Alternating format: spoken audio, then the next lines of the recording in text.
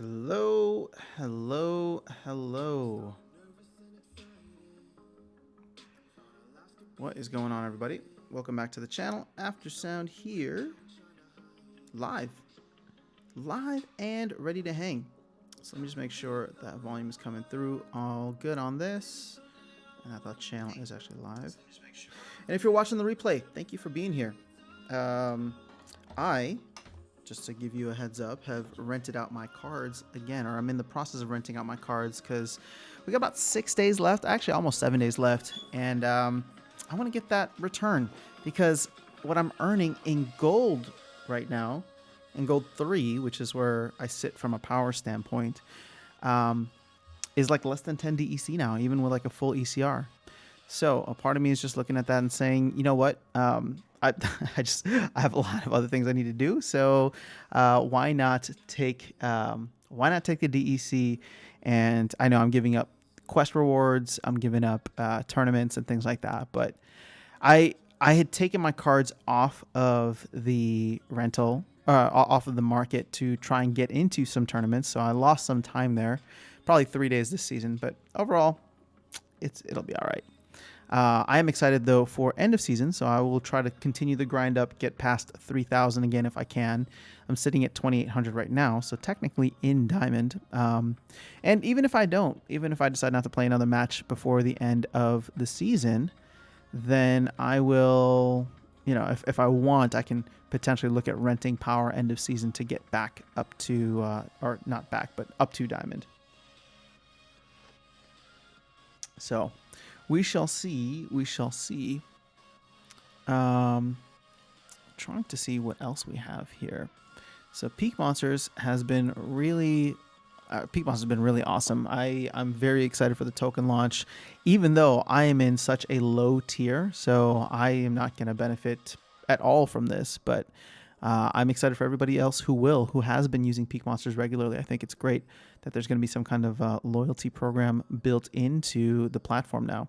I just wish that a lot of the things that I was doing would count towards it, but they got to start somewhere. So,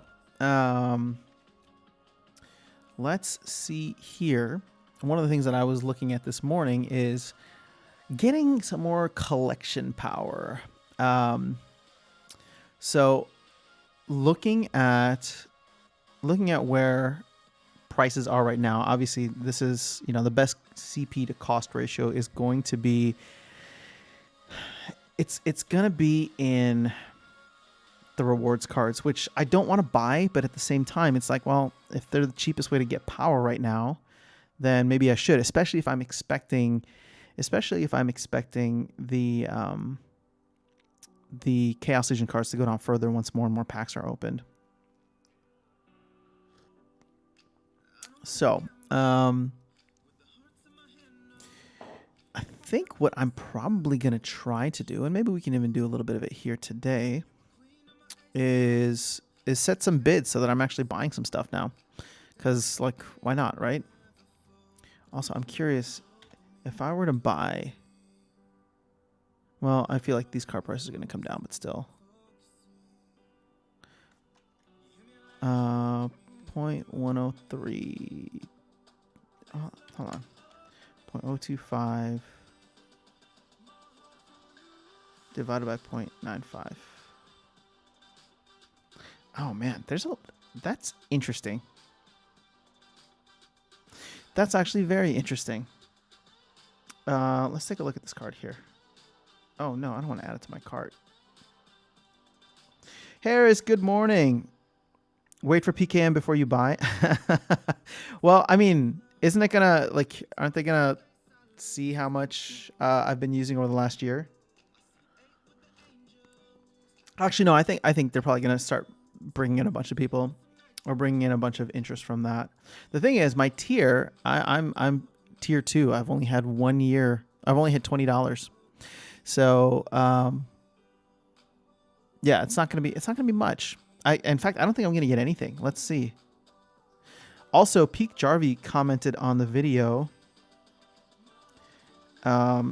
Peak Jarvie commented on the video and actually corrected me in saying that the estimated amount of for launch, right, is going to be 1 cent per PKM, which is a lot more than what I expected. My math was off by a decimal point, so I was thinking 0.001, but 0.01 is significantly higher.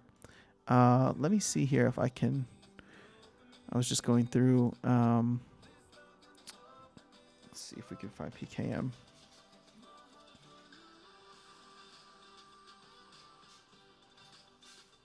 Oh.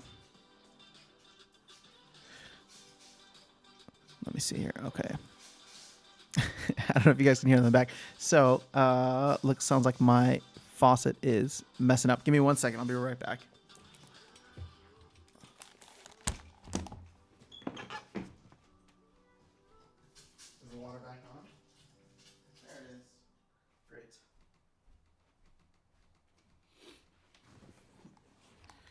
Okay.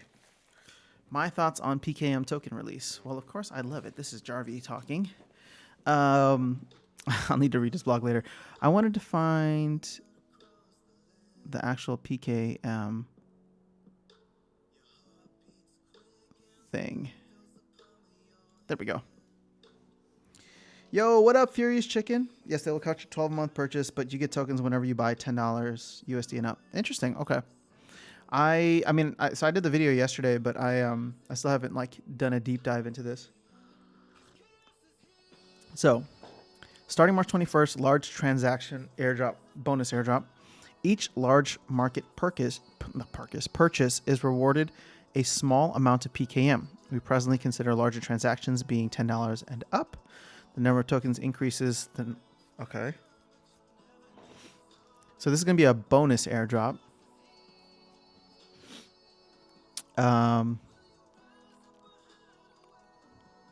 These transactions based.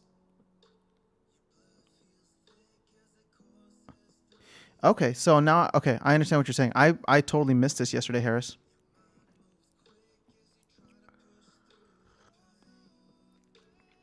Furious Chicken, sup. I just got home from a 2-day beach vacation. Woo, let's go.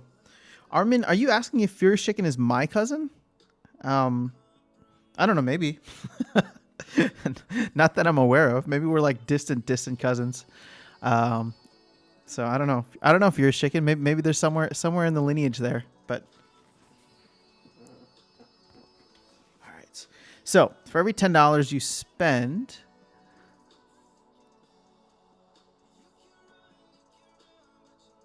okay, only orders with a minimum market fee of 3%. Okay.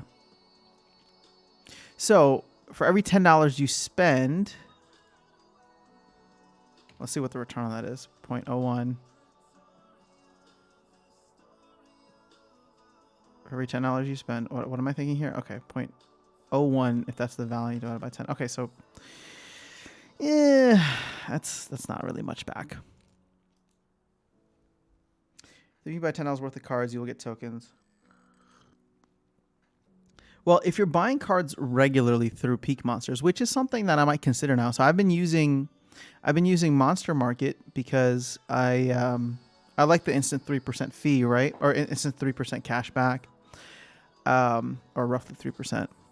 But now, like, this is something where, okay, collecting PKM tokens could be interesting. I don't know if it's going to be more financially beneficial, right? Because financially beneficial really just depends on how much I value the PKM token and obviously how much the market values it. But like, if I want to hold it for the tournaments or whatever like features they might have, that could be interesting. Okay, starting March 21st, large transaction bonus airdrops. How often is this going to be? So each large market we presently consider, okay. And then starting March 30th, weekly airdrops. We'll continue to distribute at a weekly rate.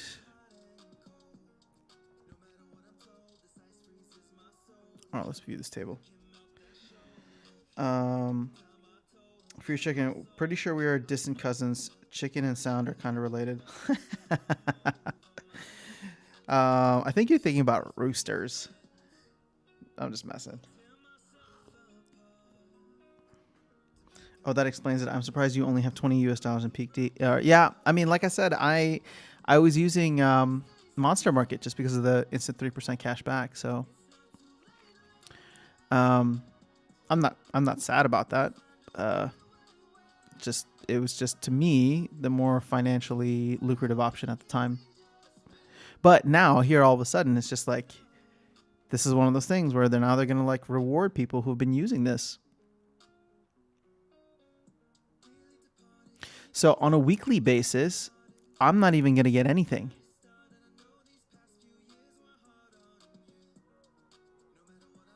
Interesting. Okay. Hold on. What's this? 0.288 times 52. Yeah, okay, that's roughly there. So as you increase the amount that you spend, you'll be getting more and more PKM. But here's the thing, guys.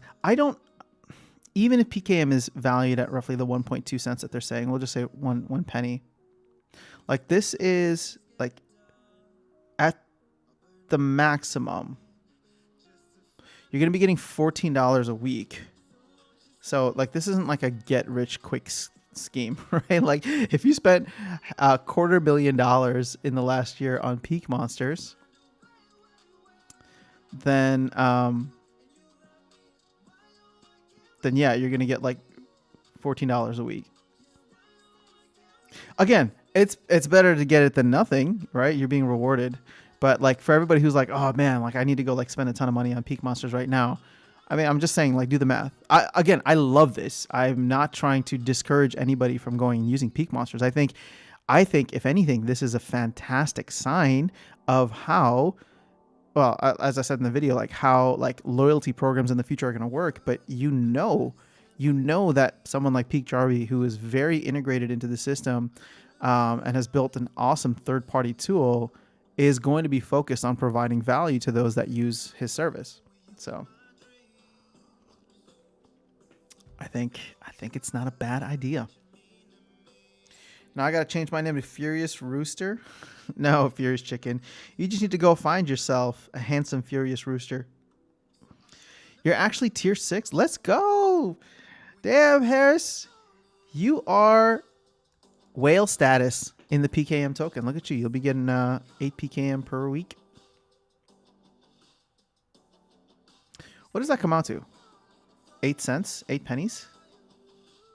Yeah, I guess so. I do wonder what's going to happen with the token value over time.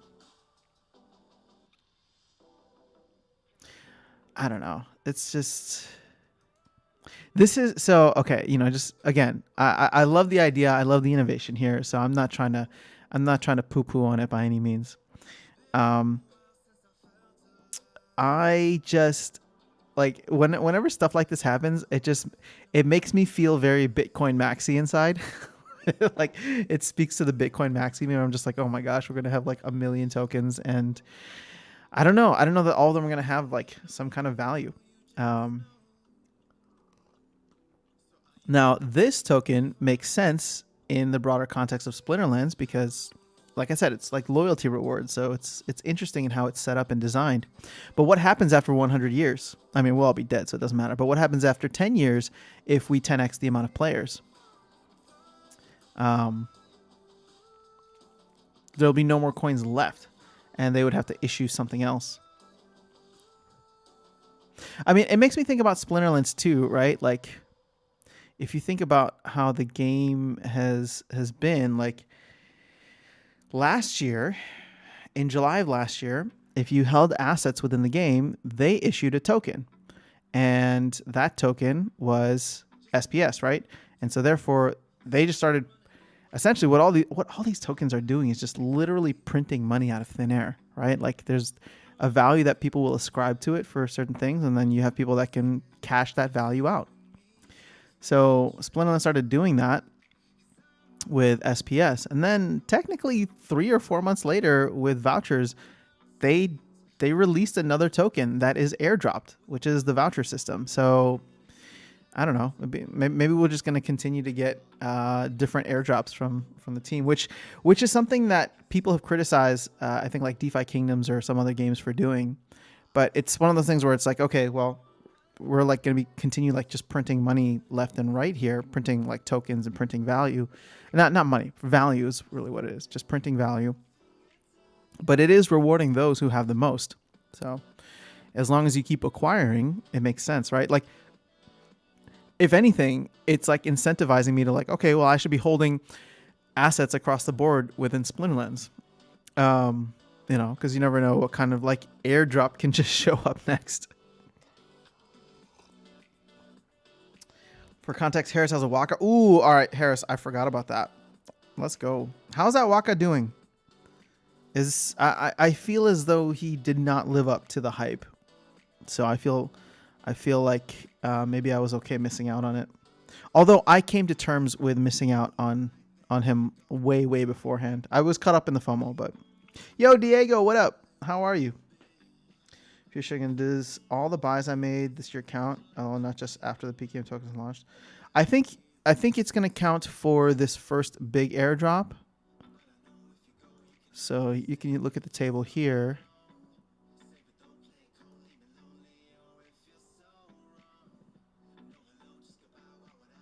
We were doing a full 52-week airdrop at the start of March, or at the start.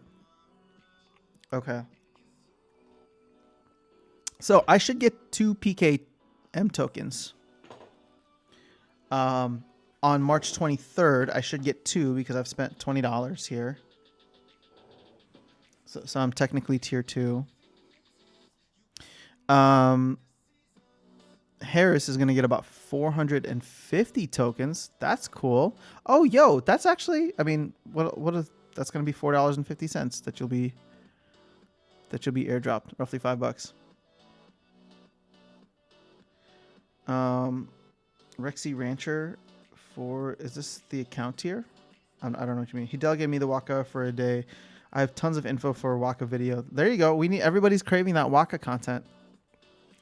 So Harris says, Waka is good. I love my death deck now because of it. However, I still don't grind because renting out my cards makes more profit than playing. But I'll play again 3 days before end of season. Yep. I'm kind of the same way. So if we all keep doing this, who's going to play like mid-season? I'm just curious. If it's going to be more valuable or more lucrative to rent your cards out. I guess for the people who don't have cards worth renting out, they can play through the middle of the season and again acquire all those sweet rewards. This game is in a bit of a tumble though. Let's go to the dashboard. So we have like our daily average players are okay, but again, a significant portion of these are probably bots. But as we are seeing here, ooh, we're under 100 spellbooks a day now. So yeah, the bleed out is real. There is no new interest in this game. Oh man, that sucks. You're totally throwing off the... Man, in February we were still getting... No, never mind.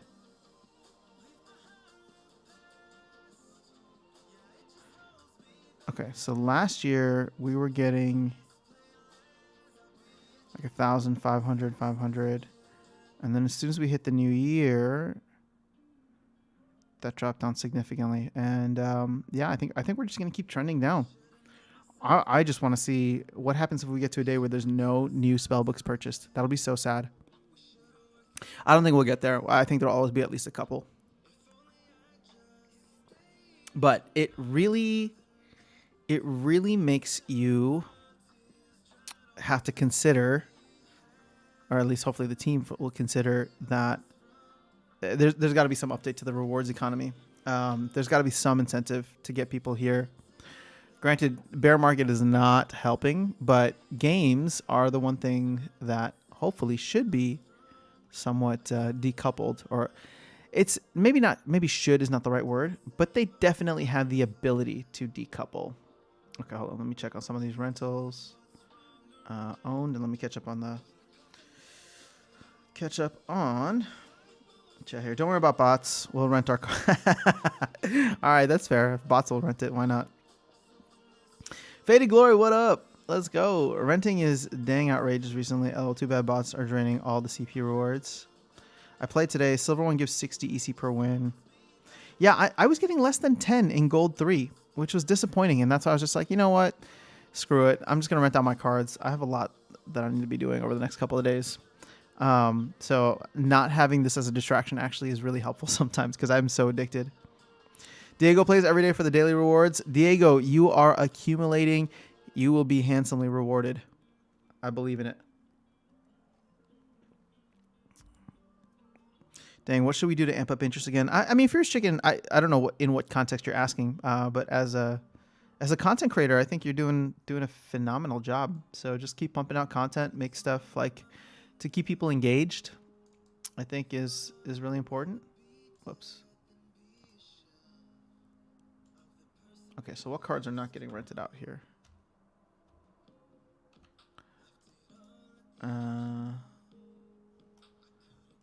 Oh, all my O'Shaughnessy's. Gosh.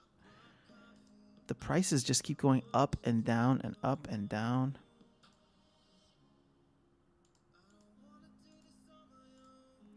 Okay, so for rent. Ugh. Look at this. Rental values are down again.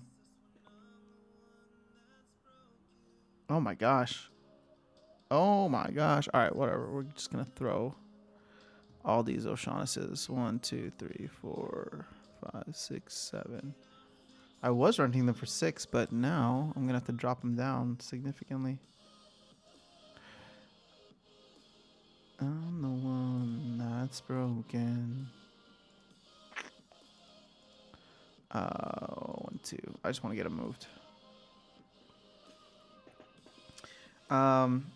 Yeah, no one's really grind in the Philippines as well, at least in my circles, except for the bot farm. People just hope for the rewards, and a lot of people are selling their accounts for $3 to $4. What? Wait, like they're selling their accounts?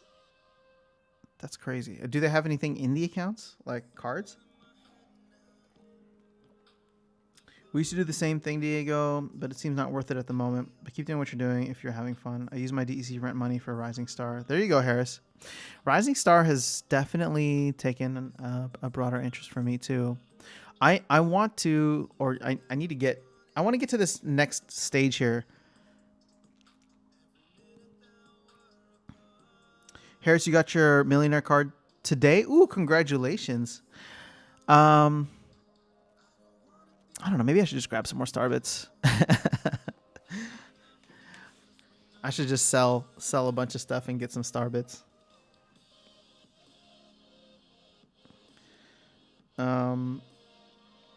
How many do I have? I'm like slowly grinding my way there. Even though I'm at the level, I should just get one. So I'm at 30. So I'm about 70k Starbits, just like grinded and been saving.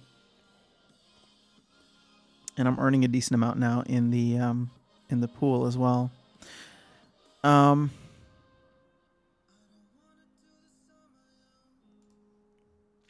Should I sell land? No, I can't sell land. Especially because it's down so much. Look at this. $337. Wow. Wow, wow, wow.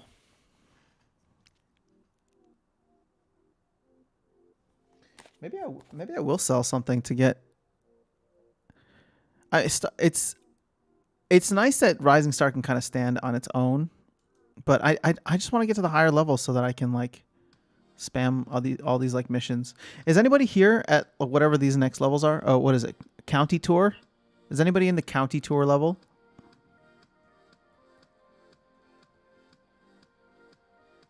Unlock 4 band members using the band auditions mission. Create your band and own a vehicle for touring. Do I have a vehicle for touring? I think so, right?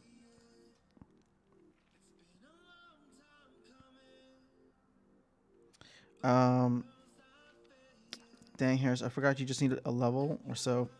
Yeah. Oh, the base spellbooks plus lotions? Wait, what are we talking about? Hold on. Say on Rising, I gotta get that Maverick title soon. There you go. Furious Chicken. I'll welcome you to the Maverick chat once you're there. The base spellbooks plus lotions. Oh, I'm assuming you mean potions.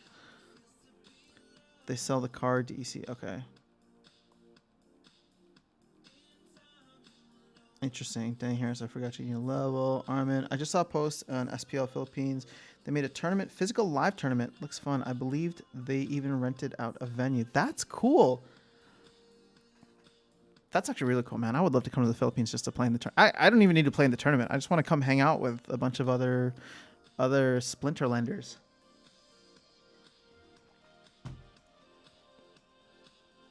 Yeah, we call lotions potions in the Philippines. Okay. I did not know that. How does it feel to be a millionaire in real life and in game? I'm assuming you're talking to Harris on his million starbits. So Diego says, I really like Dwayne Cunningham's mindset, time, and attention. What is worth very little today can be worth a lot in 2 to 3 years. And I love the game. Keep on accumulating. Diego, yeah, I mean, his message is very on point. And I think the best part about that is he lived it. So like you can just go and like look at his story and what he's done. Again, we're in a tough spot right now in the broader crypto markets overall, but the team is still working very diligently to develop and address a lot of the things within the game. So I have, like I said, even though I probably come across as bearish, I maintain that I am incredibly bullish. Like I still hold my assets. I'm not selling anything. So I'm just trying to be realistic for people, because the last thing I want is everybody like buying SPS today thinking that it's going to go to, $1. Like I'm not going to be one of those hype people or hopium, whatever. Because like I said, I can see SPS going down to 5 cents, right? Like if Bitcoin nukes, like SPS is going to follow it. Doesn't matter. Doesn't matter how awesome the game is. I'm not sure. I just came across a post of a tournament. They have a huge ass LCD. Man, I hope that it would really be cool to like have a physical space for the community to meet. I really wonder if they're going to have that Splinter Fest or whatever, because I think that's something I would very much consider checking out.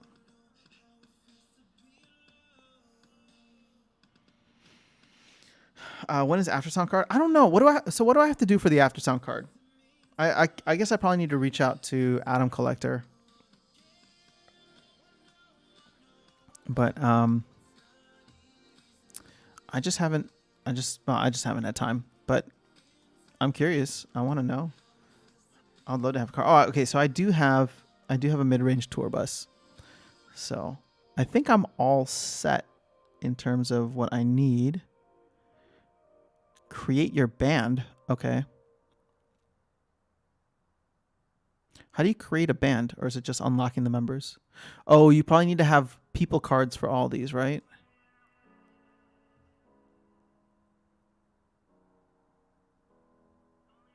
Oh no, I need to get them an instrument? Damn it. So they can't just be people. I'm going to have that whole chef team.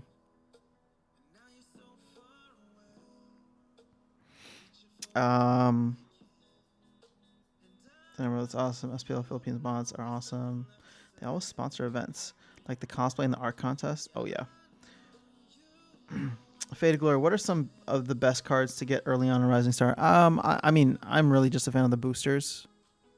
Oops, that's not what I want. Let's go to your collection. So the pizza card, Pizza Slice, I think is still the best option.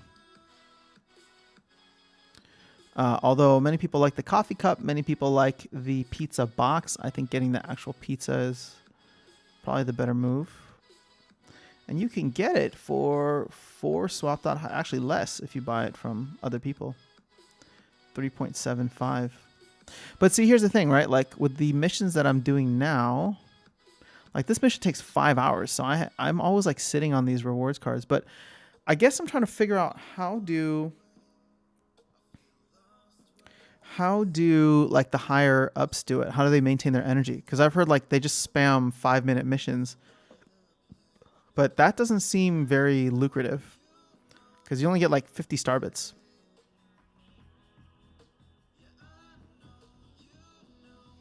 I'm going to post about it on Peak D. Okay. Go for Remy and James and the 2 rappers and the chef. Yep, I have the chef too. Let's see. Let me go back to the cards. Or I have one of the chefs. I think there's a couple. Value-wise, but instruments and boosters are generally better. Wait, why are instruments good? Outside of the skill thing. So this is the first card I got. Somebody gifted to me, which is very nice of them. But Remy, oh, is that who you're saying? Remy and James. I don't know who James is. But yeah, Remy's dope. See, Foxon is interesting. This is a legendary. I mean, this guy is like in the game. Like he's a mod for the game, isn't he?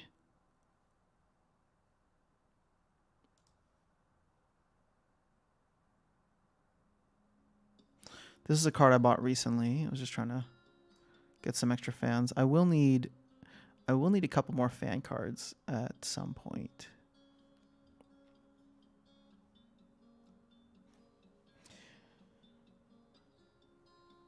Foxon gains 70 to 80,000 star bits per 5-minute mission. Wait, Armin, how is that possible? And you're asking what my strategy is here at level 50? I don't know. I mean, I'm just trying to get to the next spot. I'm just trying to get to this county tour, so I need to level up to level 75, but that's gonna take a long ass time because I just hit level 50 recently. But I feel like I need to very heavily focus on like XP related missions, unless I go and cough up money for one of those other cards, one of those XP booster cards. But I really don't want to do that. I kind of, oh wow, there's only one left, and it's 100. I mean 95 swapped out Hive.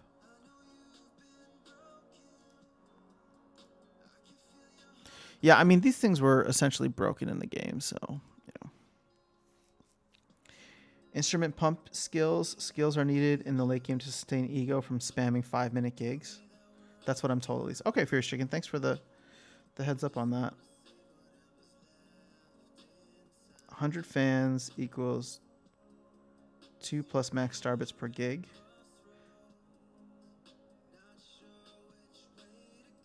They have hundreds of thousands, if not millions of fans. Wait, what? Is that a thing?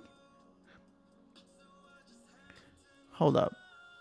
So for every 100 fans equals plus 2 max star bits per gig.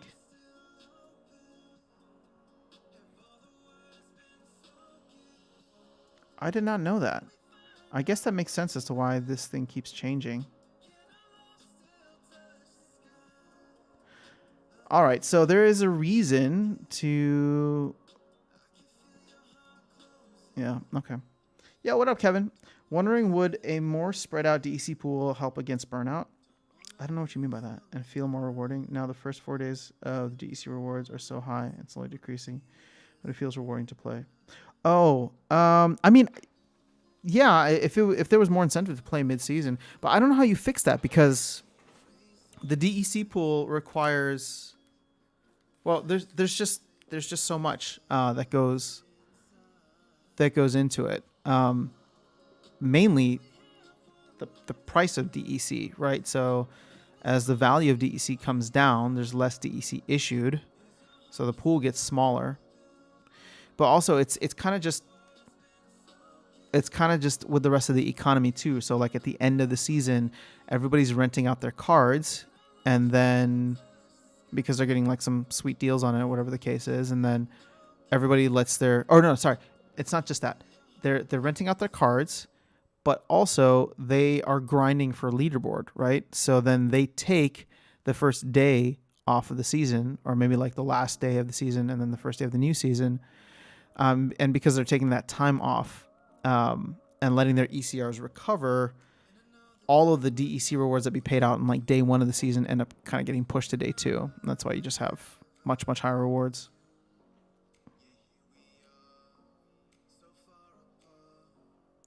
Around day 8 to 9, rewards drop too much and almost feels like not worth playing. I mean, I agree. I'm renting out all my cards right now, or I'm in the process of doing it because in Gold 3, I'm getting what?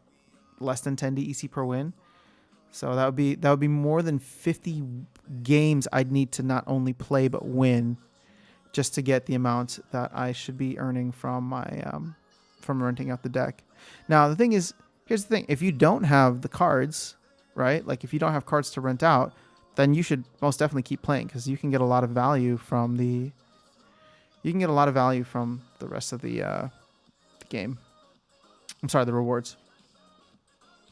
But I really, really do hope that this rewards economy thing is coming soon. Because if not, like, not that I'm worried about the game long term, but I am worried about the game short term. Like they could lose. I mean, they've already lost so much momentum, but they could like come to a grinding halt if like new player signups like are like less than 50, less than 10.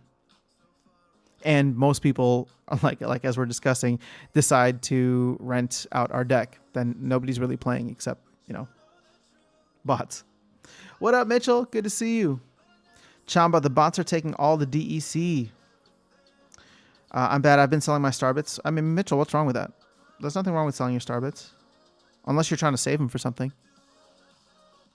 I was selling my Starbits every single day. I would convert it to SPS.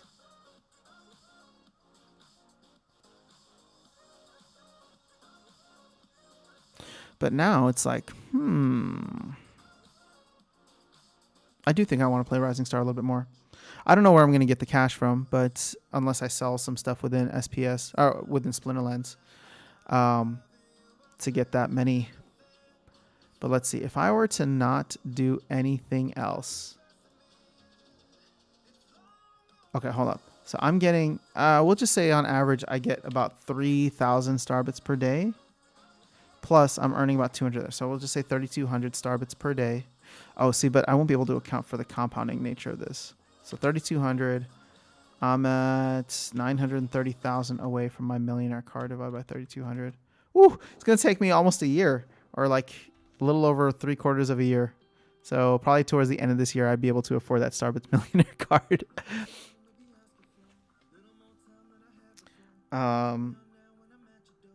Yeah, bronze and silver, especially.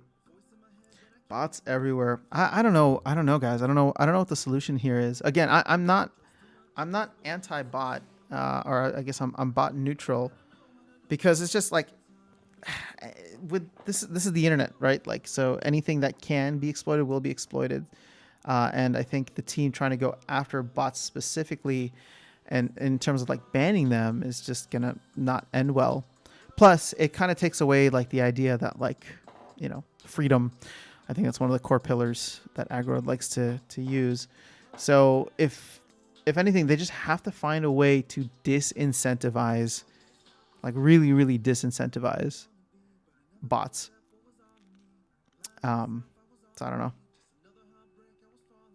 I'm at the point where I just do the hometown last mission. Oh, I was doing that for so long. I would just spam that mission all day long. I would take the Starbits from it, and I would cash that out to SPS. And the thing is, I wasn't even paying attention. I was not even paying attention to my ego at the time, so I was running my ego up and earning less and less every single day. And then I had to take some time to really focus on doing lessons and leveling up. So Harris, agree. I feel bad not playing and just renting. Don't ever feel bad. Yeah, don't ever feel bad. Like you got to do what's right for you. And if that's making the most return from the game, then go for it. Mitchell, same for me. Saturday headline plus music lesson. There you go. Whoa. Saturday headline plus music lesson plus busking, then repeat. And you get 7K Starbits per day for your chicken. I should just be doing that. What is this? Oh, shoot. I'm going to have to go down to... All right. Nice. I only have one pizza, so I should probably save up and get more. I only earn 170 DEC a day per rental from rentals, but it's more profitable than grinding. As much as I enjoy the game, it's just not worth the effort anymore. Yeah, the thing is, I'm hoping the esports thing will be fun, right? Because it's like... I mean, I enjoy playing the game, but... It's like, it's not that it's gotten boring for me because every match is different. So I actually enjoy like going in and it's like a chess match. Like I enjoy it. But it'd be awesome if there were some like major tournaments and like stuff that would be like, I need to be a part of this, and I'm gonna sacrifice like renting my deck because I want to have my cards and I want to participate in it. And like tournaments are there now, and you can earn like a decent amount, but I don't know. It's just, yeah, I don't know. Our next brawl, I just signed up for novice level battles because I rented out my deck. Nice. If anyone wants to donate some CP, I know a guy that can use it. CP. Well, we were just looking at cheap CP, Faded Glory. Go and buy some of the rewards cards. You get some awesome bang for your buck. Oh, can't take that right now. Sweet Spot has 2 cold slices and 2 pizza boxes. I made a video about it. Yeah, Fierce Chicken has this strategy on point. Clevin's asking where we can get a pizza box. Hold on, guys. Let me just text. Reply to a text.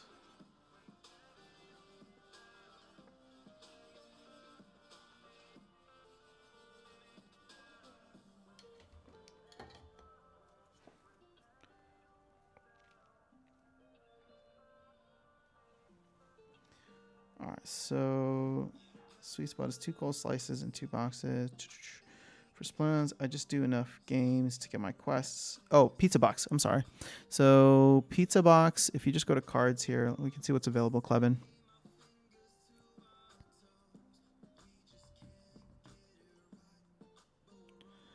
So you go to boosters, and here's your pizza slice, which I prefer. I don't actually own any pizza boxes, but Pizza Box will get you... What's the cheapest? You can get one for 2.7 Hive. 7,400 star bits. It's not bad. Fierce Chicken Gaming. Yep. Though during bad days, I only get about 5K. I do the cycle around 3 to 5 a day. Though that's because I rarely sleep. I'm almost 24/7 in front of PC. Wait, are you 24/7 because of the game? Because then you should definitely get some sleep. I like throwing on the super long missions, like the one I have right now, overnight, right? Like this one takes 5 hours. So it's just like, that's fine. I can just let it go. But I guess I need way more fans, huh?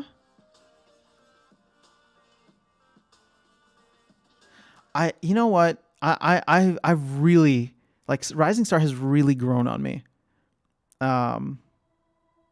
Again, I don't know where the tokenomics for Starbits goes in the long run, and that worries me a little bit.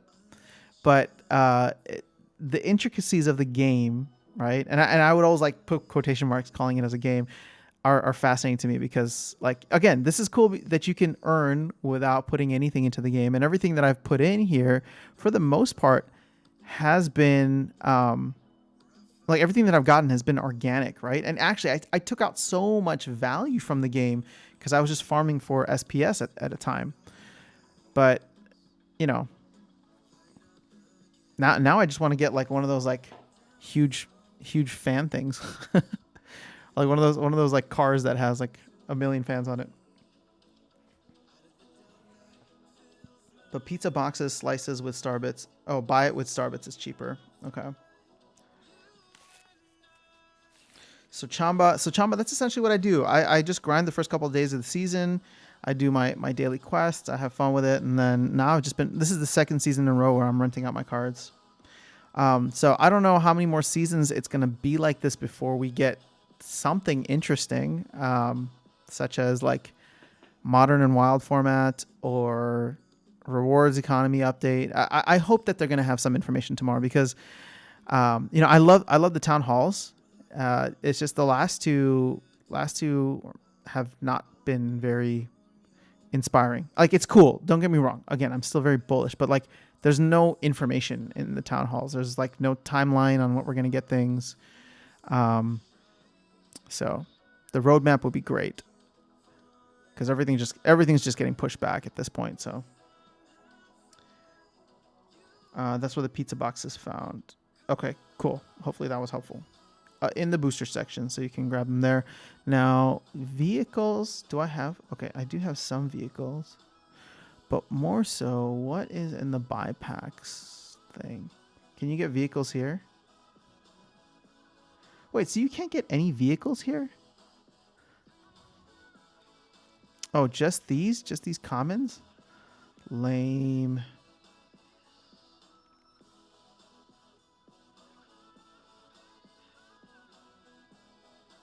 Oh, never mind. I'm sorry. I'm blind. You can get these legendary ones. Has anybody ever gotten like anything awesome?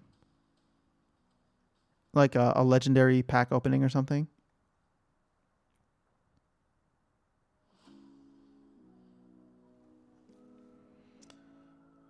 You're almost 24/7 because of your work. Oh, you never stop drawing? That's fair. You gotta do what you gotta do, man. Oh, I forgot. I also have a little Starbits pizza in the liquidity pool. Yep, I've been building up. So every time I get Starbits, I just throw it. I just literally throw it in this pool. And now I'm at a point where having about 70k Starbits split up between these, I'm getting 221 Starbits paid out to me in rewards per day. So that's actually really nice. From an earning standpoint for fees, nobody really uses this pool, so it's like barely anything.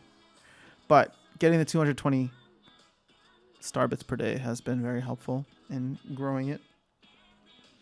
10k Starbits from the Millionaire card is equivalent to 2.9 Hive. 2.9 Hive is about 22 SPS per day. So I would get the Millionaire card ASAP. Well, Harris, I mean, I can definitely understand. I mean, that's a very good way to look at it. It's just I would have to sell something within Splinterlands to get the balance, right? So was it 93,000, 930,000, or times 0.00025. So I need another 230 bucks. I mean, I guess I could do it. I don't know what unstake some SPS or actually what I should do is take whatever DEC I have here out of the liquidity pool. But then I'd be getting way less airdropped. And I like providing liquidity. Around and around we go.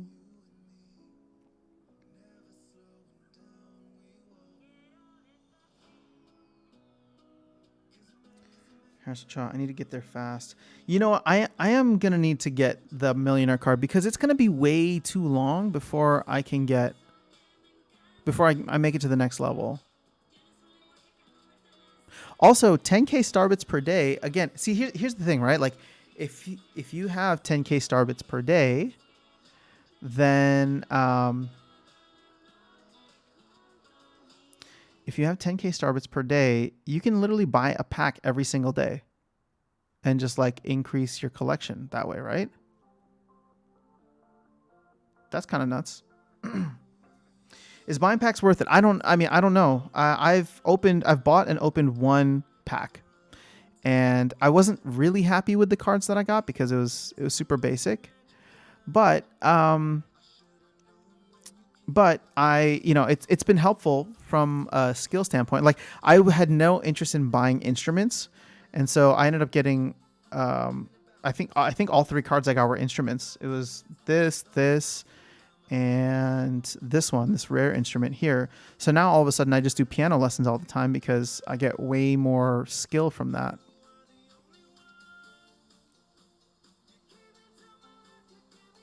It also makes me feel like I should get rid of some of the other instruments, but I guess I'm going to need instruments for the band when they show up at level 75.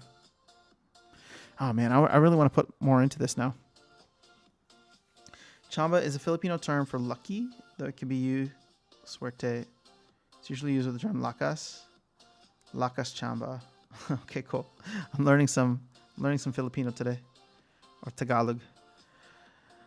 Random comment appears.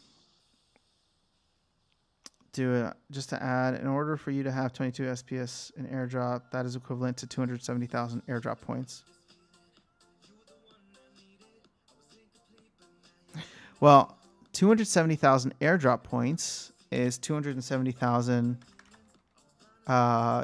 is equivalent to holding 270,000 DEC. So what I'm essentially giving up is 270,000 DEC because I could just buy that technically or convert into that. Oh, we'll just say 3.2. It's $800. Oh, damn. Harris, you're right.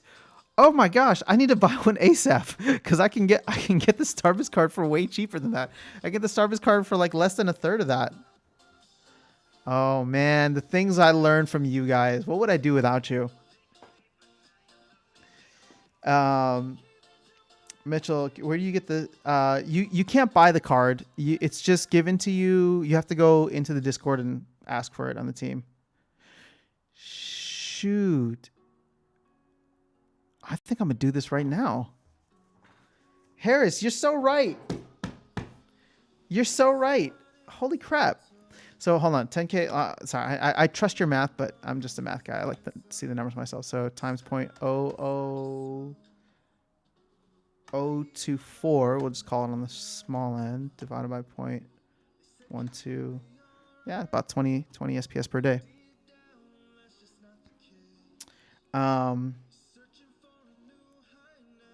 No, look, you're definitely right. You're definitely right in terms of what it could get you. Shit, now I need to go get it. I'm actually ready to pull out all of my liquidity here. $180 here. Plus 17 here will get me relatively close. I guess I could pull out this liquidity, but I just joined this pool, so I want to see how things go.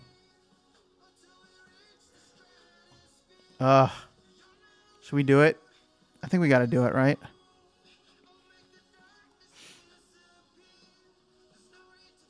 I would be losing about...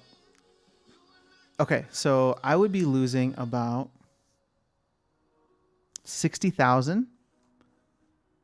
Yeah, okay, so I'd be losing about 60,000 airdrop points.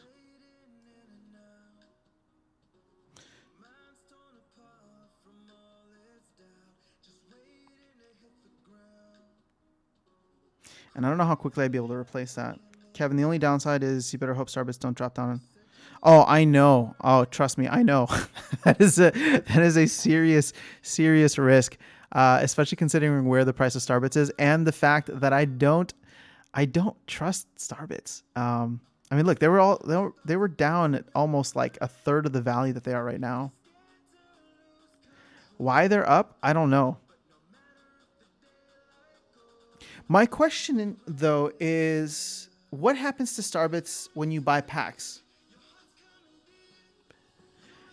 Like, this is what bothers me about not having clear, like, tokenomics, right? Like, if Starbits are burned whenever people buy packs or whenever people, like, I don't know, like, how does it work? It actually bothers me that I don't know this. But, it actually bothers me that I can't find information for this.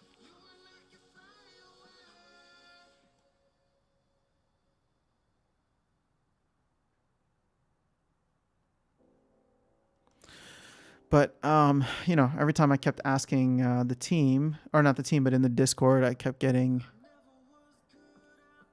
a lot of very unpleasant responses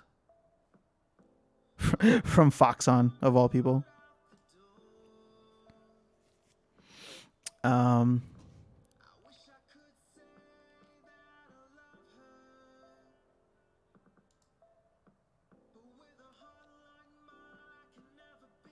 Because what'll be interesting about this game is, as opposed to Splinterlands, it's almost like if the tokenomics for this are right, then it's like infinitely scalable.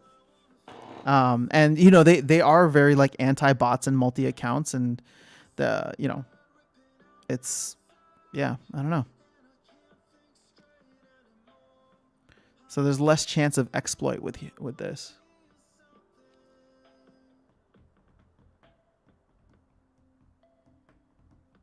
But the thing is, okay, you're going to get 1%, right? So 10,000 Starbits over 100,000 Starbits. No, 1 million Starbits. Sorry, 1%. on a daily percentage rate times 365 is going to get you 365%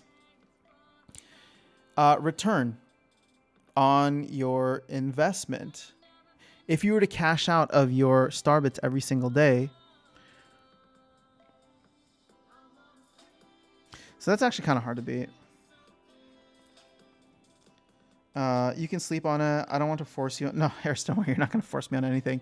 In fact, you just gave me an amazing reason why I should liquidate some DEC. I think like that was a brilliant way to look at it. Like, you should be making YouTube videos, not me. That's something that you should share with everyone. Then everyone's going to sell their DEC, and DEC is going to go down. Everyone's going to sell their DEC for Starbits. Oh, and then Starbits going to shoot up in price. Hold up. I need to actually see Starbits. See, I think I probably... I don't think I'd move the market that much. This is all 0.0029. So everyone's just trying to sell.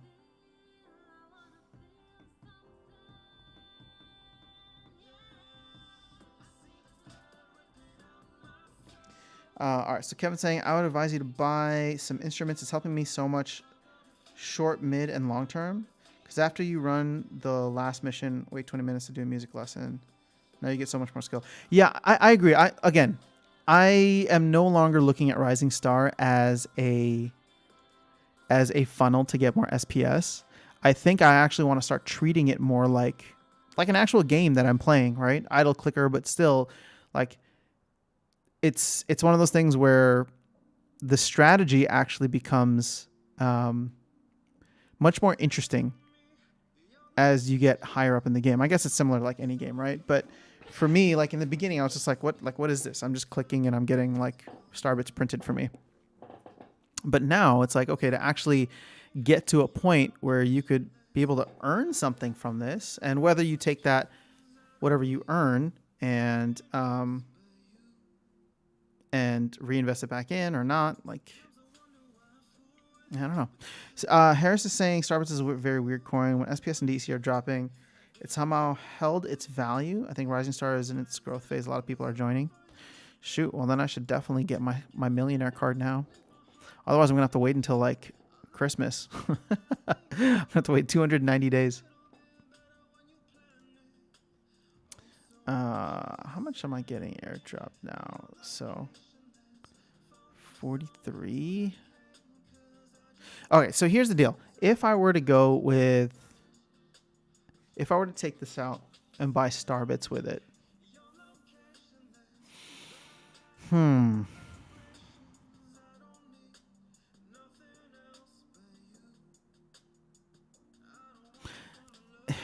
Yeah, I don't know. I think I should just do it. Harris, I'm going to blame you if everything goes wrong, okay? What's this? Oh, Frisky Fox. There's so much happening on DeFi Kingdoms. I can't even keep up with it. There's too many games, guys. Too many games to like pay attention to. What's the stylist? Oh, you can change your profile picture now? That's new. What? Oh, you can buy items here? Oh gosh, Splinterlands really needs to get... Splinterlands needs to like get it together. We need some major innovation in the game. And I know it's coming. It's just, it needs to get here soon. Chamba, sleep over it. Oh my gosh, you guys are all like very worried that I'm going to make some rash decisions here. I appreciate that. Kevin, yeah, I was just playing to play. Then ego became a thing. And I started looking into more effective ways to play. And I noticed when I did the last lesson, music lessons, it hardly balances out. No, I said financial advice, so I'm safe from all the blame. No, Harris, this is unacceptable. If I fall, I will find you and I will beg for food from you. Okay, when Starbits crashes and I'm a Starbits trillionaire because the value of Starbits doesn't mean anything anymore, then I'm gonna ask you for some bread. All right. Now I bought a bunch of cheap guitars, and now I'm making massive skill a day instead of barely holding on. I should buy some cheap pianos. All right, this stream has become way more Rising Star focused. But you know what's interesting is like, look at all of us like talking about Rising Star, rather than Splinterlands right now. I mean, half of us have our cards rented out. So I don't know what that means. I don't know. I think who said it earlier that Splinter or Rising Star is in its growth phase, and that there are a lot of people joining. Oh, Harris. So yeah, that could be interesting. Chamba, is Splinterlands dying? No. I mean, I think dying is a little dramatic, Chamba. I think the game is going to be fine in the long run, but I think it's in a very difficult position now. And it's really been in a very difficult position since like summer of last year. It's had waves of like people coming in and there not being enough cards. And now you have this wave of like liquidity being pulled out of crypto markets, us going into global conflict. And, you know, there's just all types of things happening around the world. A big part of it is really crypto just being down. But now you have all these cards that, and all these assets, and the rewards are not optimized for where they really should be if the team wants to have solid player growth and new player interest. Because at the end of the day, this thing will die. Splinterlands will die if it cannot pull in new interest, right? So, but that's never been an issue. It's just they went from 8,000 daily active players to now we have like 300,000 to 400,000. Again, even if you say a majority of those are bots, I think somebody gave, in my opinion, like let's just say 10% is real players. Like to go from 8,000 to 30,000 players, but also have like another couple 100,000 that are kind of in the economy but are not like real. I don't know. It just gives a very I don't know. I try to walk a fine line between being I try to be bot neutral, because I think, well, the team obviously is bot neutral, so I don't know that like crying against bots is going to get anything done. And so for me, it's just like they do need to find something that will allow for bots to not exploit the situation while still not necessarily being anti-bots. The thing is, a PvE campaign would be really cool, right? Something to start people in, help them learn the game, and then they can earn some cards, right? Like that was one of my ideas that I posted in like a video a couple weeks ago, where it's just like, I think that there should be some non-NFT cards given every season, right? Or every 2 seasons or whatever the case is. And you can like level up these cards, and you can't sell them, you can't trade them, you can't delegate them. They are just going to be for your account. And that gives players like a sense of progression. It encourages them to play longer. Now, can this be exploited by bots? Because yeah, technically then you can have a bot that will like go in and max out all these cards that come through, and they'll, people will be able to sell accounts, or they'll have cards that have like, because a bot can play endlessly and earn XP, you'll have like maxed out cards in these different accounts. But actually, that could be a problem. So there you go. I just destroyed my own idea live on air with you, because that will totally be exploited by bots. I'm also blown away how much the rewards on the Pizza Starbits pool compared to Splinterlands. I know, Mitchell. It's so high. It's over 100% APR. I mean, I made a video about this a while back, but yeah, I'm like, I don't want other people to know. Even though I made a video about it, I was like trying to like do the right thing and make a video to let people know. But I'm just like, the less people that are in this pool, the more I earn, the higher the APR.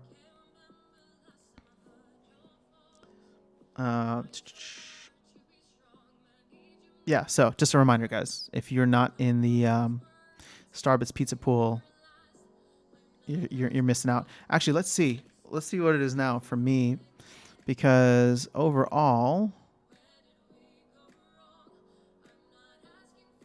what are we looking at here? Okay, so my current APR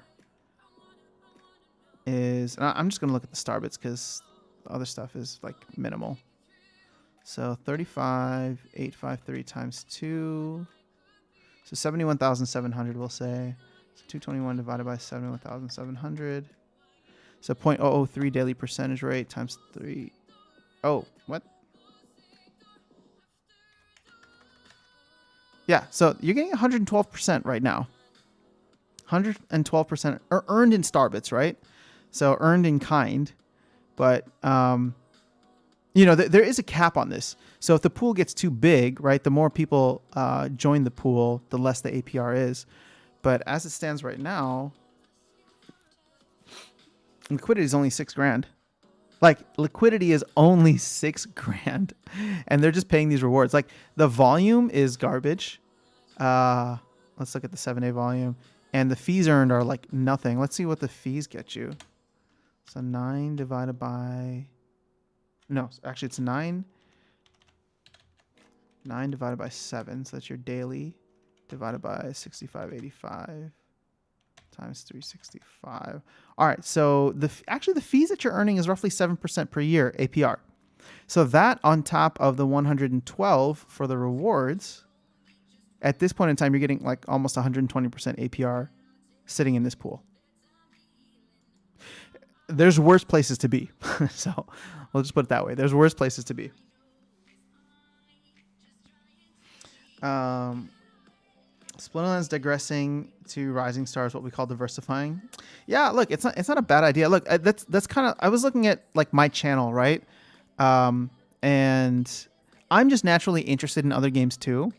But part of it was also like, well, I don't like if something happens with Splinterlands, right? Like, and I'm not saying this because I want it to happen or I think it's going to happen. Like, God forbid that there's some like major hack or something and Splinterlands is in deep shit.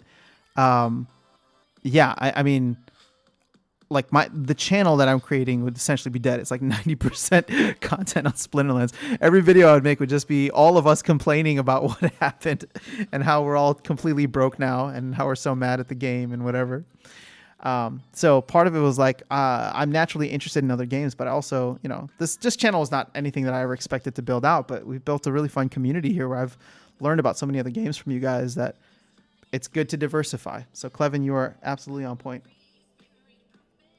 So Harris is saying, no, it's just slow. I still have Splinterlands assets. I am waiting on new updates, but until then, Rising Star is more fun. Armin's saying we need a weekly quest. Weekly quest wouldn't be bad.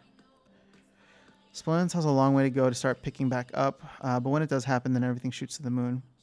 Yeah, so here's the beautiful thing too. It doesn't need to be Splinterlands. Like, if Bitcoin decides that it wants to like do something with its life and you know, goes on its next run, that could bring a lot of interest back into Splinterlands. And here's the important thing. Splinterlands is in a much better place now for new players to discover it. Why? Well, because card packs are available, and there are a lot of card packs available. So everybody complaining about the prices of individual cards being too high and packs not being available all of last year, like that's not an issue anymore. So, you know, everyone feels like, oh, they printed too many cards, but I don't think so. It sucks now for us right now in this moment. But when new players come in and start scooping things up and there's a ton of liquidity that's pulled into the game, it is going to be perfect, like a perfect amount. The only thing is, when is that going to happen, right? And I'm trying to be very, very realistic with folks that like we may be in an extended bear market.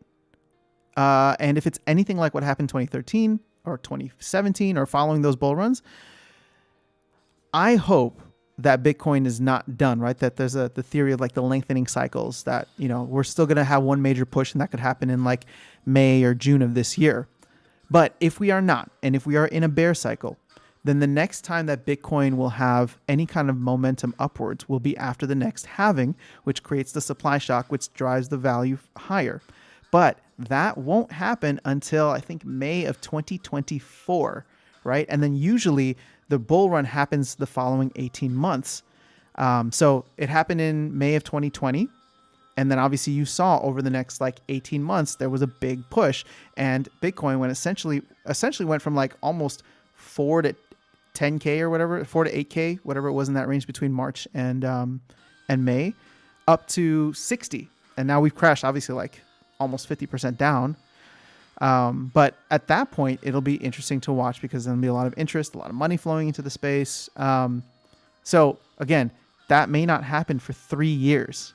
So just keep that in mind. It may not happen for 3 years. Can you hold for 3 years? Can the company make the game interesting enough for the next 3 years to keep players like you and I involved? Now, obviously, I have an added incentive because I create content on it and it's fun and I love it. I really do enjoy the game. But in terms of like what the game has to offer, it's gotten stale, right? Like, and the rewards are down. It's gotten stale. The hype around new cards being available, it has died down a bit as well. And a lot of things that we've been looking forward to have just gotten delayed. And I think that they will continue to get delayed, like modern format and land. So, when those things come, it'll be huge, right? And it'll be great. But until we get it, like, I totally understand everybody feeling somewhat not disillusioned, but just, meh, right? Like, so I think it's totally normal. But I have a lot of confidence in the team. So it's just a matter of time. All right, sorry. Let me get off my soapbox here and catch up on some of the chat. So we need a weekly quest. My problem with some of the bots is just their cards are leveled up too. That's what's frustrating. So Clevin, the interesting thing though is I feel like I have less issues with bots at higher levels, but that's also because, my deck is leveled up. So I think that this is a perfect time to accumulate. Like here's the thing. If you don't have a leveled up deck or you don't have whatever cards, like, look at it this way, that like you get to either put your time in or you get to have your assets work for you to continue building more and more and more, right? Whether you get to play and earn rewards cards, and I know some of them are like 3 cents or less than 3 cents, but at least you're earning those every single day. They're NFTs, they have value, and they can be combined to level up your deck over time, or they can be sold, right? They can be sold if you really, really need to. They can be sold for the cards that you want. Or the cards that you need. So like, for myself and all the other folks that are talking about like renting out your cards, like we're obviously in a position where we've put in, we've put in money and we have assets in the game. And the dilemma for us now is, okay, well, do we play because we enjoy playing, or at least I enjoy playing? I won't speak for everybody else. Or do we, do I rent out the cards and earn more from that, right? So that for me, that's the calculation that I made is, well, I'm just going to rent out my cards right now. I enjoy playing, but I'm going to do like all my playing at the beginning of the season and at the end of the season. And then in the middle portion, I'll rent out my cards. I'll earn something from it. I'll buy some of my time back. I will use that passive income to continue leveling up my deck, right? So whether you're making 50 DEC from a rental or 1,000 DEC from a rental, you can take that, turn it around and buy something, or just at this point in time, you can still just hold the DEC and get the SPS airdrops. So it really just depends on what you want to do.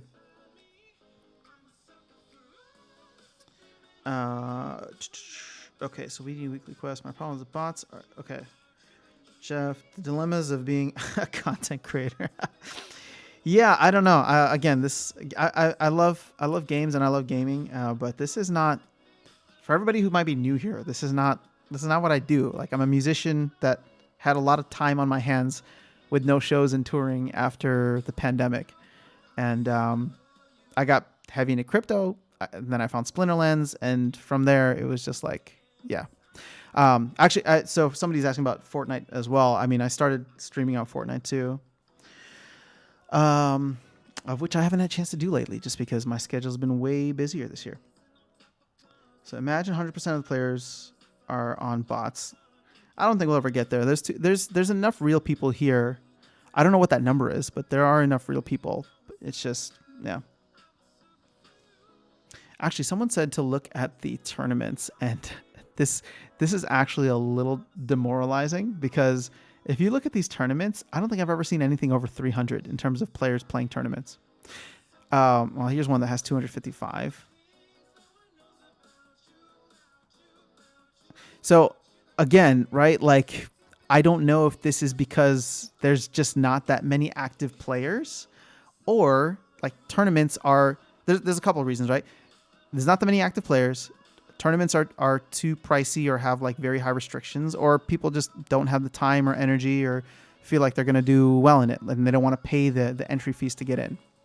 So, but yeah, the fact that I've never seen anything like more than 300 players here, or at least I'm not currently seeing anything with more than 300.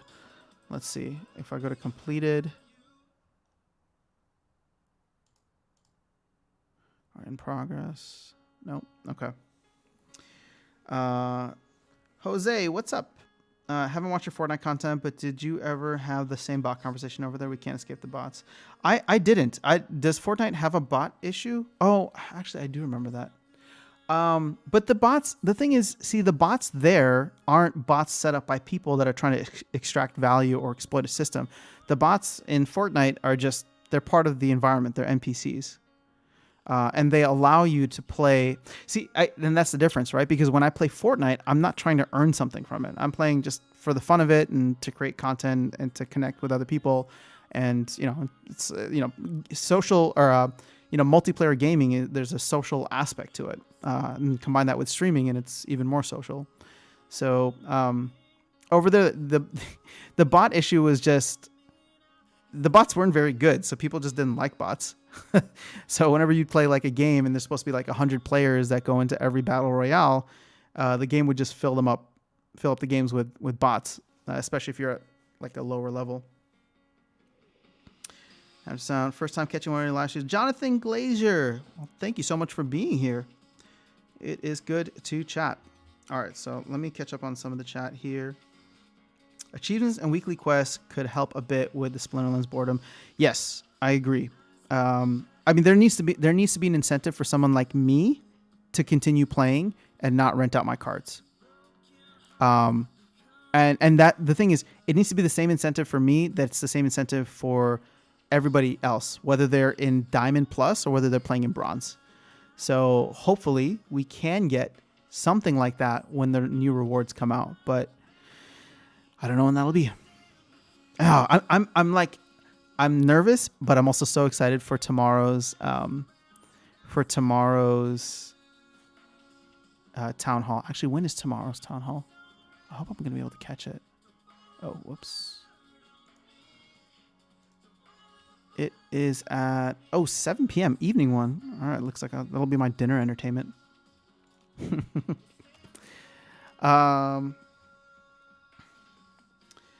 Rising Star is supposedly bot free. Uh-oh, Harris, you're going to need to back that up. Actually, I wouldn't be surprised to see if people have found ways to circumvent bots. Because if it is just an IP address, you could just VPN like another account in, right? I like the achievements part that gives people something to aim. Sorry, phone call. They want my blood. What are they, vampires, Mitchell? It's all good. You guys don't have to apologize for like leaving the stream. I am the one who is grateful that you guys are here to hang. So Jonathan's saying, very true. The longevity of the game is what is more important than a quick profit.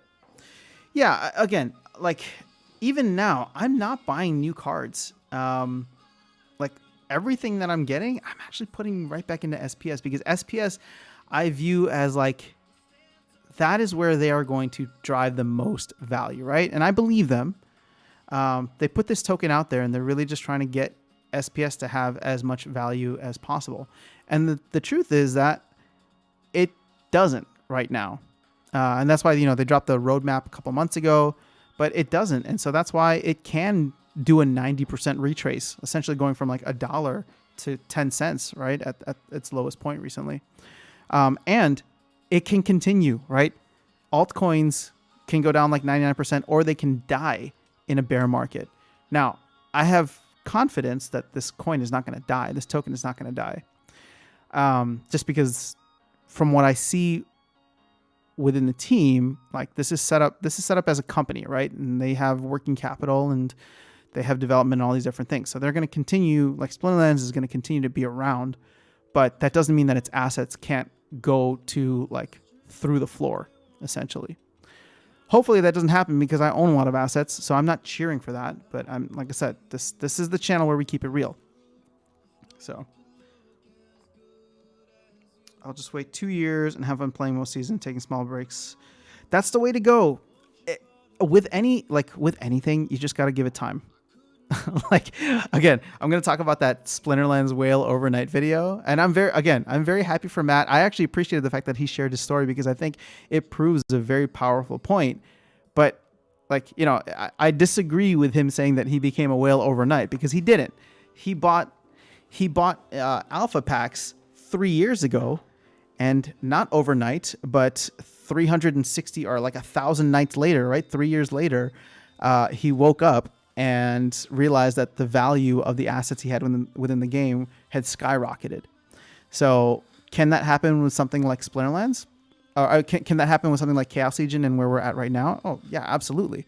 Like, if you believe in the company, if you believe in the team, which I do, then I think that's very much a possibility that come back in 3 years. Like you could probably leave your stuff right now, come back in 3 years, and be in a way better position. But you could also play the next 3 years, or you could also rent your cards out the next 3 years and probably make a lot more by actively managing it. All right, so Kevin brawls and just have a good time. Hodl for now. Have a great stream. Gotta go for now. Kids like you. I do know how it goes, Kevin. Have a good one, man. Jose, I'm still not sold on Rising Star. Guess I'll wait until it's unaffordable. Jose, jump on the train when it's full. That's the plan. I mean, look, Rising Star, I'm not here to sell you on Rising Star. I only started making content for it because there were enough people in the community here that were playing it and wanted to get my insights. But as I've always tried to say, like, I'm not an expert in anything, so I learn just as much, if not more, from you guys than the other way around. I just I just turn a camera on and talk about it. So that's the only difference between you and I. Dilemma referenced was sharing the Pizza Starbits LP. Oh, yeah.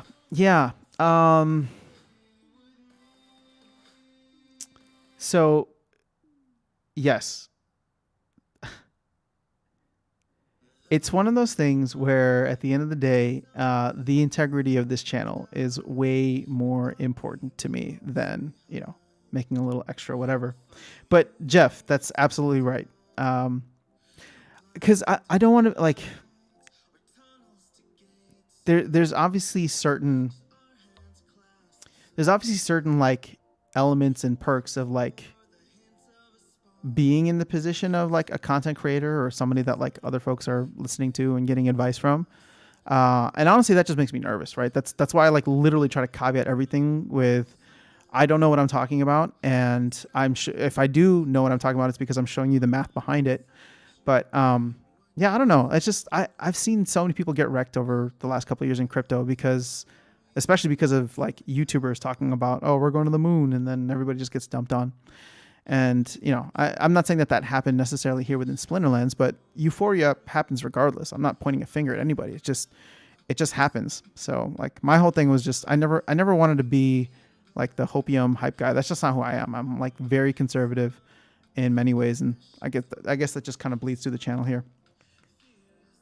Kevin, I'm an active player. I have some level decks, but I don't like tournaments since I always lose to max decks. You should just play in the lower like bronze or silver tournaments then. The only thing, see, again, this is why, like, every time I lose to a deck that has like all of these OP alpha and beta cards, I feel the frustration of like, I need modern and wild format. Like I lose motivation to play because I'm just like, okay, I've reached the higher levels of gold now, right? I only have gold 3 collection power, but I rose to diamond level rating again within gold. And so now that I'm facing everybody who's at like the top tier of gold, they have all these OP cards. I'm fighting against like level 3 Jotans, level 3 Llamas and Krons, level 3 Cryptmancers, whatever. And it's just like every time I come across, well, not the Llamas and Jotans, but every time I come across the older cards, I'm just like, oh shoot, come on. This is one less opponent I want to face because I can't wait for Modern to come out. For the official tournaments, they should just make it staked SPS, 1K and up depending on the league, plus 1 DEC entrance fee. It should incentivize more people to join. Well, it sounds like they are going to... it sounds like they're going to make some major updates to tournaments, right? But again, like this is what I'm talking about. And this is where the frustration comes in. Even as someone like me who is very bullish on the team and has a lot of confidence in them, we've just been hearing about stuff is coming, updates are coming, updates are coming. Every week it's updates are coming. So like I can totally understand people after a certain point literally tuning it out and being like, nah, even if it does, like it might not be that great, right? They might drop the ball. And that's, I can understand people who get disillusioned because after a while it's just like, it doesn't feel like a game anymore. But I do think if you stick it out and, so like that burnout video got a lot of great interaction, burnout video that I recorded, because it's just like, you don't need to like show up every day. I think the beauty of this game and crypto gaming in general is just, you're able to interact with it however you want. Like you bought a bunch of cards, you don't feel like playing, just either sell them if you don't want to be around or rent them and, come back when some major updates come through. So Armin, VPN not allowed. I'm just buying Jin Chihuahua all day, every day. Let's go. We still buy cards though. VPN gets people banned. Multi-account gets people banned. I see more and more people that try to do it with no success. So that's one good thing about Rising Star. Interesting. Okay. I mean, I don't have multiple accounts. I have zero interest in running multiple accounts for Rising Star, but I just thought that VPNs would be a way to get around it. Because I heard it was something about like your IP address, right? So, Armin, can you access Rising Star Discord? I think so. Oh no, I can't. Look at that. Okay, you know what? It's not just Rising Star though. Yeah, it's not just Rising Star because it's even saying that like my own Discord server messages failed to load. So I think Discord is having an issue right now.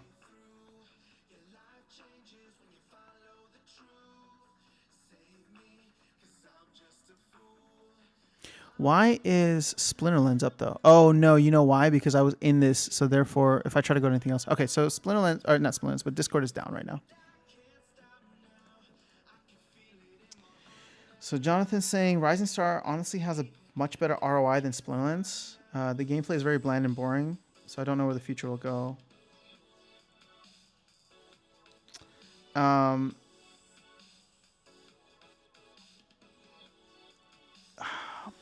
The big risk with Rising Star is where Starbits goes, because like Starbits are great right now. So here's like the dilemma that I have, right? Or not dilemma, but like what I'm facing. I could drop, theoretically, I mean, I guess I could, but like I could drop $250 to get the Starbits Millionaire card right now, and then I would be sitting on $250 worth of Starbits. But even just 2 months ago, Starbits was down like almost a third of the value. So even though I could be earning like with the Starbits Millionaire card, if the value of Starbits goes down, then all of a sudden, like, yeah. But to Harris's point, I don't know. I mean, it's interesting that it has held its value, because like you look at this versus SPS over the last couple of months. Actually, SPS was down in the dumps too.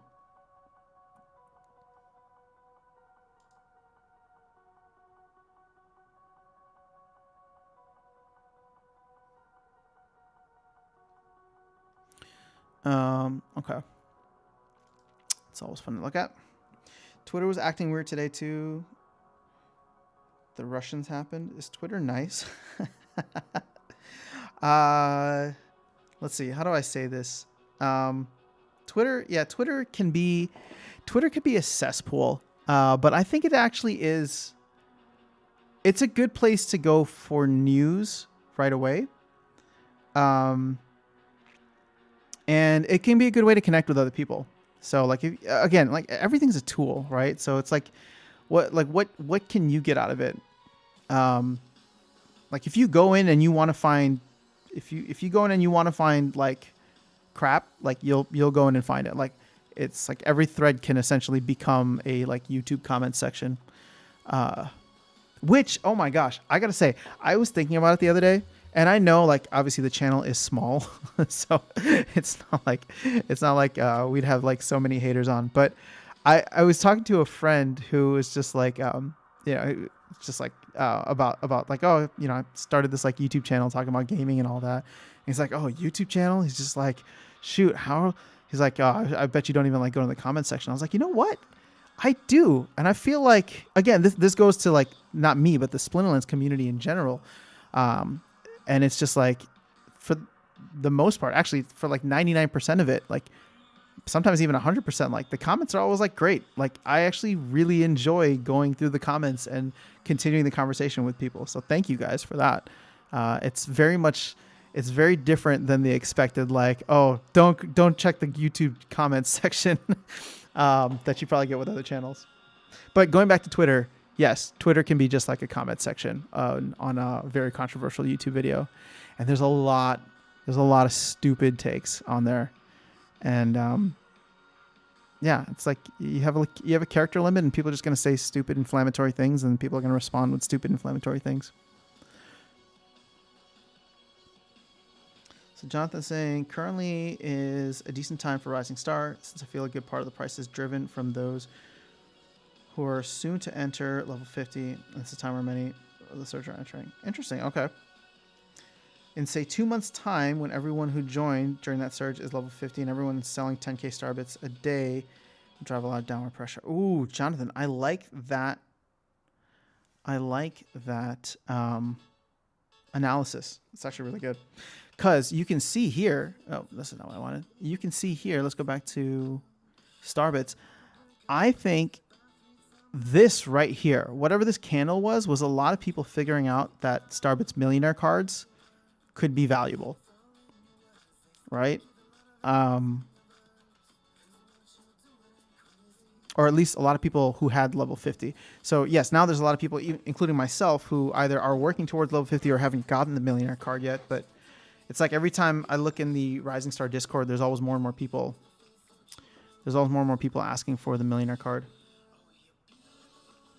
But the thing about news today is that it's better to be first than be true. Yep. That's what happens when you are tied to impressions as your source of revenue.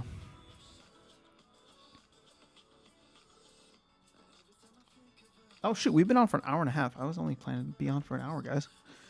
See, I always get lost in conversation with you. All right, so maybe Starbucks Millionaire card is limited status. That'll be phased out in the future. Wow, if that... See, Furious Chicken, now you're making me nervous. Now I feel like I have to get one today. But it's not out of the realm of possibility because they have discontinued other cards in the past. So maybe grabbing one now rather than later. If I recall correctly, I think the big candle was a whale placing a higher bid with a high quantity. I think I had heard... Really? But then why wouldn't the price like correct back down? I guess it did, but not back to its original. Nothing more bittersweet than FOMO. FOMO is real. We're all human.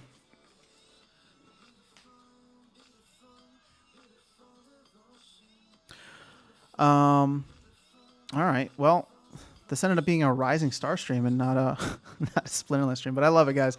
Like I said, I learned a lot from here, so I think I'm gonna actually end up going for that Starbits Millionaire card, and then I'll probably try to still take advantage and bring that value back into Splinterlands by converting some of those Starbits every day. But it's definitely a thought right now. I'm also, like I said, the pool, it's there. It's great. APRs are great right now. Let's see, are the rewards are still high? So see, this is what I'm looking at here and why I'm saying that the bigger the liquidity gets in here, the less you get, right? Because this Starbits that's paid out, this is the highest reward. It's $19. Well, actually, more specifically, it's this amount of Starbits because the value of Starbits will change. 77,000 star bits per day. And that's divided by how much liquidity you have. So if this were to double, right, and people put in a bunch more money and there was all of a sudden like 12 grand of liquidity in here, then, you know, I'd be earning half the star bits that I'm earning now from that reward. Dang, bro, don't make me remember the FOMO of November 2021. Oof.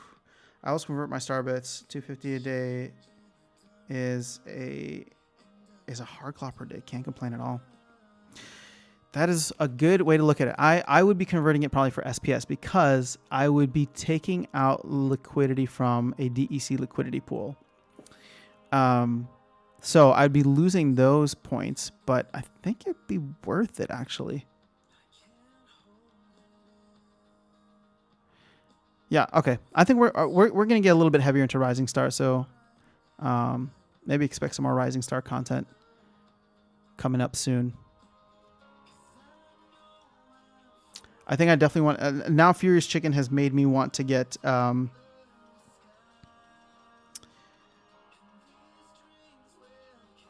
Furious Chicken has made me want to get it now, so I think we're going to get it. So that it doesn't go... Where can I buy pizza? Armin, you go to the booster section on the card page. Here you go. And then here's the pizza slice and here's the pizza box. And then if you just click on those, you can click on market. You can see what they're available for. You can buy one for 3.9 swap.hive right now. Doesn't look like there's any available in... Yeah.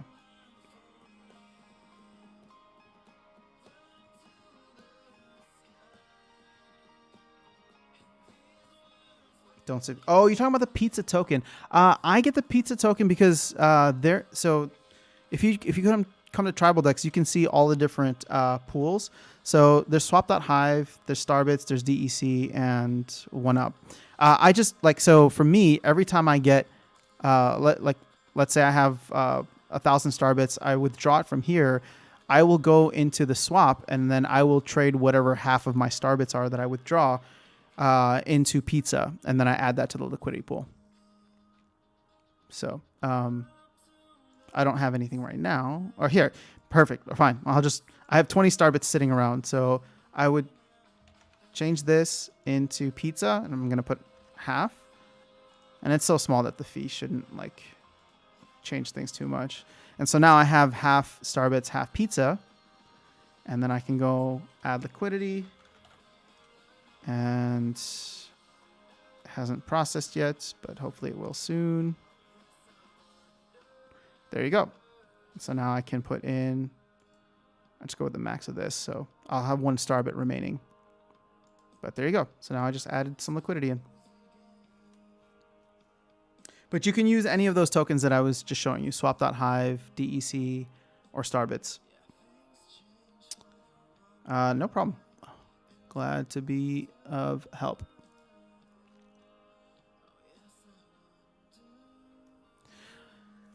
I think I want to buy more packs, which I shouldn't be doing. I think if I was to get the Starbits Millionaire card, I would just buy a pack every single day and like try to level up here. But I don't know. It's just like I want to be an SPS whale. I don't even want to be a Splinterlands whale. I just want to be an SPS whale.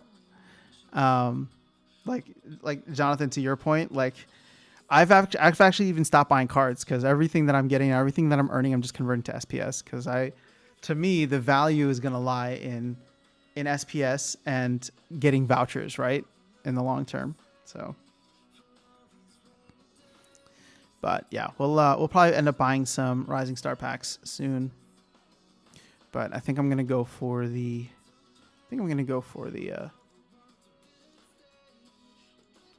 Should I do it? Should we just remove all of it? That would get me so much DEC that we can convert over into, what is this? We'll just say 29K. How much would this get me? 29K, so was that 58? Oh, whoops. Let's see how far off I'll be if I were to go for it today. 58,000 DEC to... Oh, shoot. I can't do that. 58, so fine. Swap dot.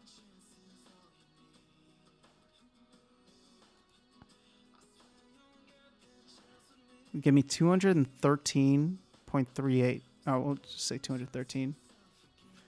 So if I was to buy, oh man, okay. There's no easy swap with this, so never mind. I wouldn't buy packs at all. I opened up a few and nothing but garbage. Jonathan, what would you suggest then? Just buying specific cards? I just learned earlier that you can buy SPL credits with Hive-backed dollars. Why wouldn't you just convert it to DEC though if you're a chicken? JB, what's up? JB, I was literally just about to hop off, but I'm getting so many good tips right now. You and me for a lifetime.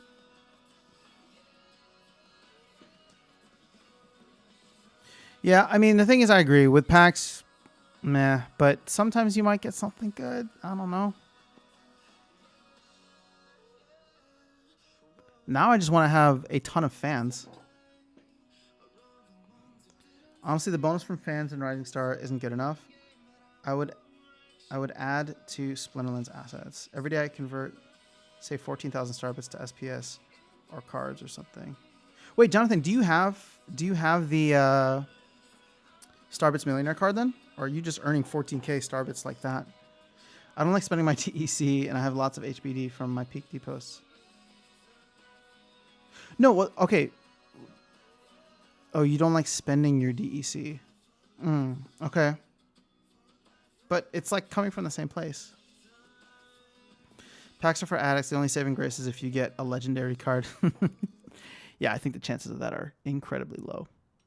But to buy a card here that has like how do you find, question for the group, because I mean I do my own research here and like I'll go through all the different cards, but how do you find like cards that like the best bang for your buck, right? In terms of like there's no third-party tool like Peak Monsters here that will help you find, like literally have to go card by card and see, okay, how much is it going for and how many fans do I get?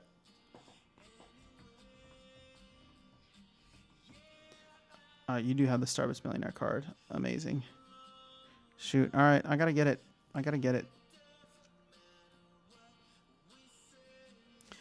Oh, they definitely need a better interface, JB. You are right about that.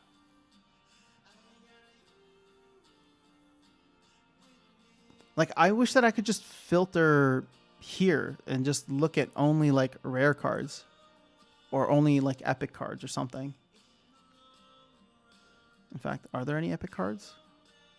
Like, it's not even sorted properly. Like, you go from common to epic to, I don't know what Festival and Founder are, but legendary, and then we go back down to rare. What is this sorting option here?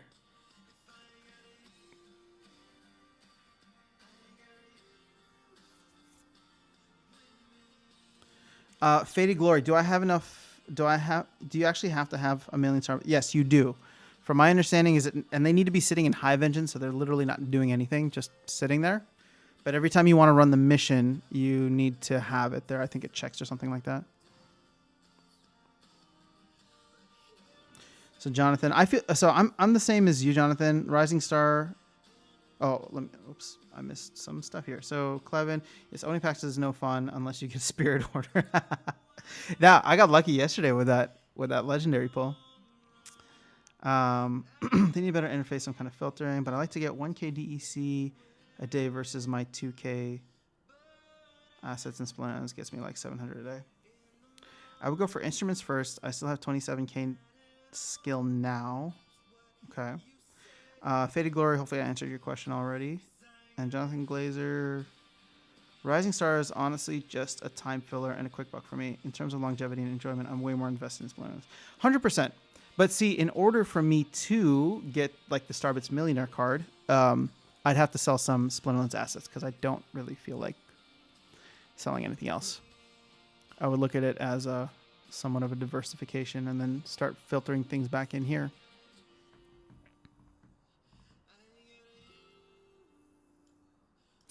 Which isn't terrible. So.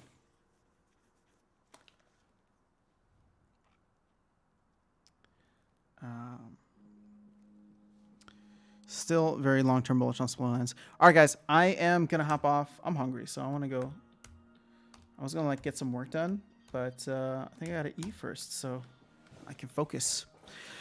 So everybody go ahead, throw in your in-game usernames, and I'll send y'all a little something for closing out the stream with me. This ended up going on way longer than I expected, but I had a blast.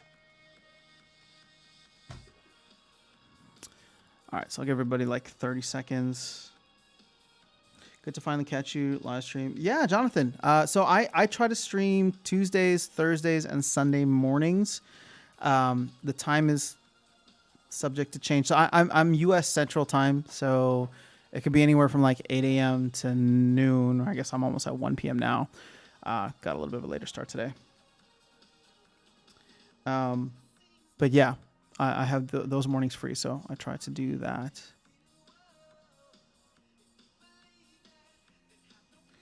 JB, you don't have to apologize. Thanks for being here. This is fun. While you're renting out your decks, we should have Rising Star conversations. I mean, that's essentially what today was. I didn't play a single match today because I don't have any cards, or at least I'm not playing with the cards that I have because I'm waiting for the cooldown period, which sucks, man. I wish that I'd been renting out my cards before this whole cooldown thing was. Let's see if there's anything that's rentable now. Sweet, let's do it. Oh, Bakjira, get that big boy out on the market.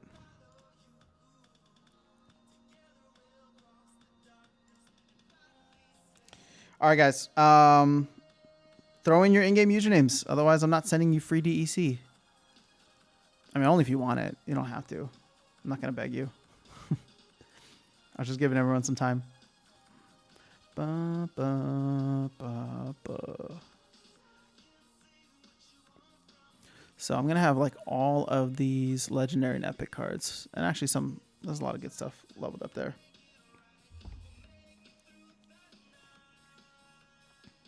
All right, Jose, it was good to see you. Chicken Aftersun can't do streams often because he's recording videos. He uploads 1 video per hour. I wish I had that kind of output. I try to do 3 videos a day. Furious Chicken. Doesn't always necessarily need to be Splinterlands, but obviously Splinterlands is most on my mind and what I'm following.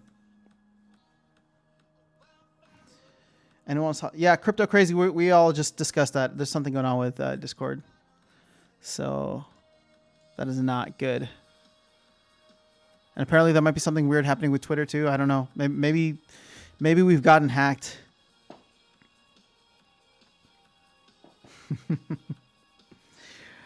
All right, guys. Well, have an awesome rest of your day. I will catch you all hopefully on Thursday. Yeah, I should be live Thursday. Thursday morning. So I'll catch you live then. If you miss me, don't worry. There's going to be some more content coming out later today. I just got to get some work done, and then I'll hop back in here and see what's going on. All right, guys. Peace.